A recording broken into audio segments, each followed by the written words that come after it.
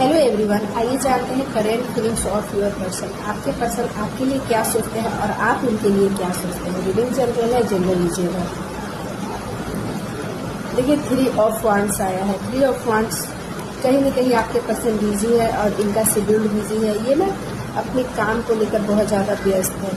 इनको लोग मैनिपुलेट करें, जिस वजह से ये दुखी भी है, परेशान भी है, पर क्योंकि आपसे बहुत प्यार करते हैं, सच्चा दिल से प्यार करते हैं, तो आपके पास आना चाहते हैं और एक न्यू शुरुआत करना चाहते हैं। जो भी मिसअंडरस्टैंडिंग है, देखिए जहाँ तक हम देख पा रहे हैं ब्रेकअप वाली सिचुएशन चल रहा है या ब्रेकअप हुआ है, चाहे आप दोनों के बीच में लड़ाई झगड़ा हुआ है, वो ख़त्म करके आपके पास आना चाहते हैं, क्योंकि आपसे वो दूर नहीं जा सकते हैं और आपको कमिटमेंट देना चाहते हैं, आपको प्रपोज कर रहे हैं। यूनिवर्स आपके लिए बताना चाहते हैं ट्रू लव। आपके पर्सन आपसे सच्चा प्यार करते हैं।